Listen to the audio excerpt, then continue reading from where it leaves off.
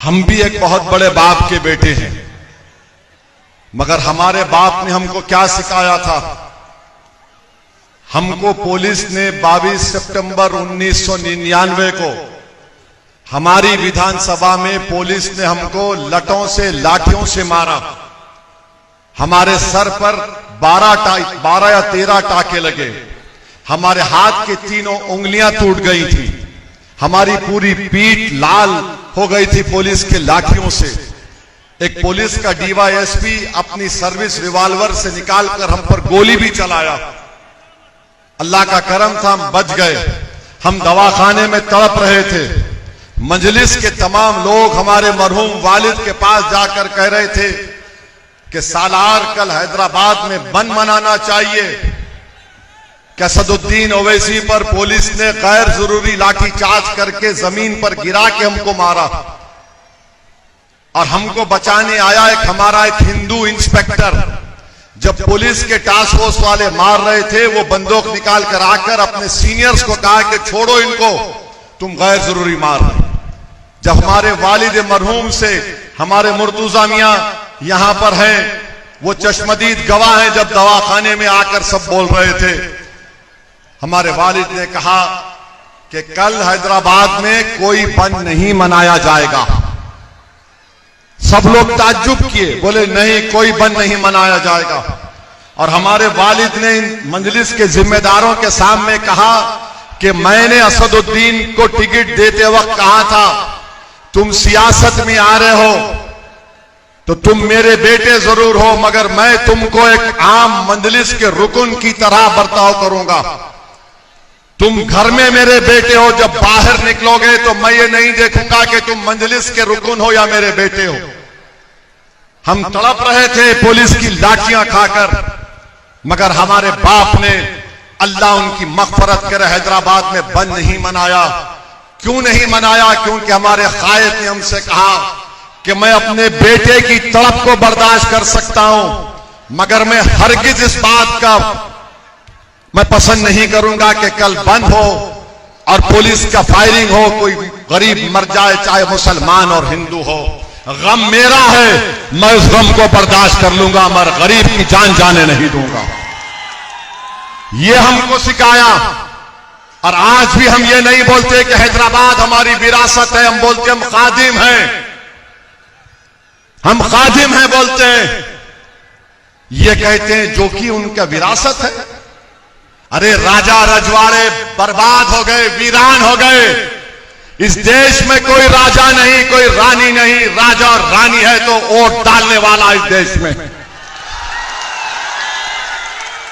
हमारे बाप को हम दफना कर, हमारे पैजामे को खबर की मिट्टी लगी हुई है, हम अपनी मां के पैरों के पास बैठकर अपना गम कम कर रहे थे।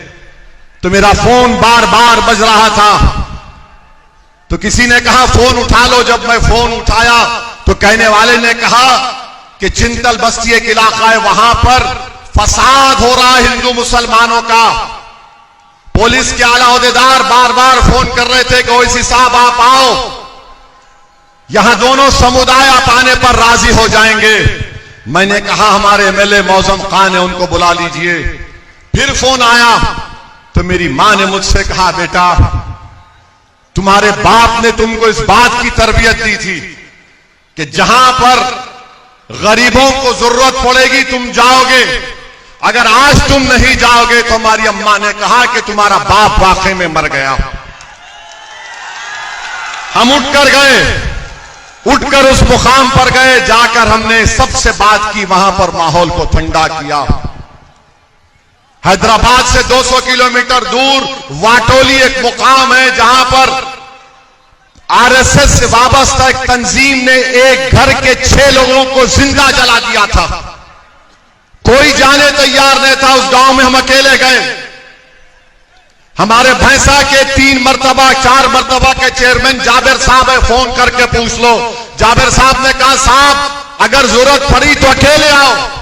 हैदराबाद से 200 किलोमीटर असदुद्दीन ओवैसी अकेले गाड़ी में गया। उस गांव में कोई जा नहीं सकता था, हम अकेले गए। हमारे साथ मजलिस के जियालों को लेकर गए। जो तुम शाल पिनाते ना नेता को, शाल हमारे गाड़ी में पड़े थे, उससे हमने जली हुई लाशों को निकाला।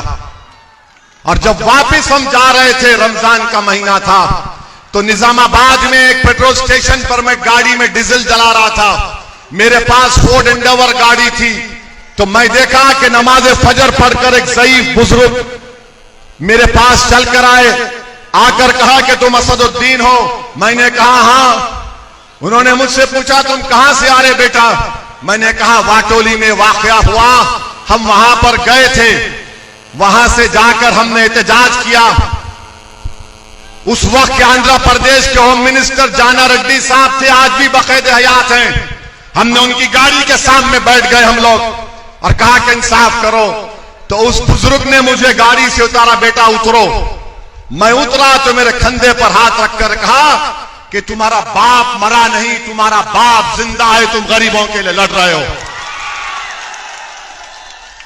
तो मैं आपको वादा कर रहा हूं कि इंशाअल्लाह ताला असदुद्दीन ओवैसी की जिंदगी में भी और असदुद्दीन ओवैसी के मरने के बाद भी मजलिस इत्तेहादुल मुस्लिमीन सीमांचल को ना छोड़ेगी और उसी वक्त हम खामोश बैठेंगे जब सीमांचल से इंसाफ होगा। मैं आपको बताने आया हूं कि 5 साल पहले आपने मजलिस इत्तेहादुल मुस्लिमीन को कामयाब किया था, एक फर्द को आपने कामयाब नहीं किया था। आपने जमात पतंग छाप को देखकर वोट दिया था, आपने किसी शख्स को देखकर वोट नहीं दिया था। और जो आज ये कह रहा है कि ये हमारी जोकीहाट हमारी विरासत है और हम एक बड़े बाप के बेटे हैं, यकीनन तस्लीमुद्दीन साहब अल्लाह उनकी मग़फ़िरत करे, बहुत बड़े लीडर और नेता थे और इनके दोनों बेटे उनके पैरों की धूल की बराबर नहीं है। बड़े बाप का बेटा होना एक चीज है, मगर उसकी तरह होना वो बहुत बड़ी बात है। बताओ ये दोनों क्या कर रहे हैं? फिर एक बाप की औलाद है और 2 भाई एक दूसरे के जान के दुश्मन है, तो जोकीहाट से क्या मोहब्बत करेंगे? जो घर एक बाप का खून है, बड़े बाप, बड़ा अजीम लीडर तस्लीमुद्दीन, मैं सलाम करता हूं उनको, मगर तुम जिस बड़े बाप के बेटे हो, तुम में बड़ापन नहीं है। एक घर के हो, एक खून हो, तुम दोनों एक दूसरे का गिरबान पकड़ रहे हो। जोकीहाट की जनता सुनो, जोकीहाट के गरीबों सुनो, जोकीहाट की मेरी मां और बहनों सुनो, जोकीहाट के नौजवानों जिसका मुस्तकबिल तुम्हारा है, याद रखो, जब 2 भाई एक नहीं हो सकते, वो जोकीहाट का गम नहीं समझ सकते। जब 2 भाई एक दूसरे से लड़ रहे हैं, तो वो क्या बीजेपी से लड़ेंगे? तो आपको मुर्शिद आलम को कामयाब करना है। मुर्शिद आलम एक गरीब जरूर है, मगर मुर्शिद आलम लड़ने वाला है, मर मिटने वाला है, किसी माइका लाल के आगे झुकने वाला मुर्शिद आलम नहीं है।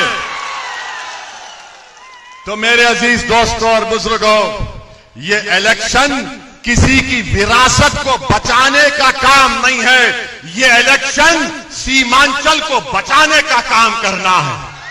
ये इलेक्शन जोकीहाट से विरासत को जड़ पैर से निकालकर नदी में फेंकने का काम 11 तारीख को आपको करना है। ये इलेक्शन एक गरीब के बेटे को कामयाब करना है, जिसका नाम मुर्शिद आलम है। क्या आप करेंगे? क्या जोकीहाट किसी की विरासत है? क्या हम किसी के गुलाम हैं? हम रसूलुल्लाह सल्लल्लाहु अलैहि वसल्लम के गुलामों के गुलाम हैं। हमारी विरासत है तो सीरत है, किसी और की विरासत नहीं हो सकती हमारी।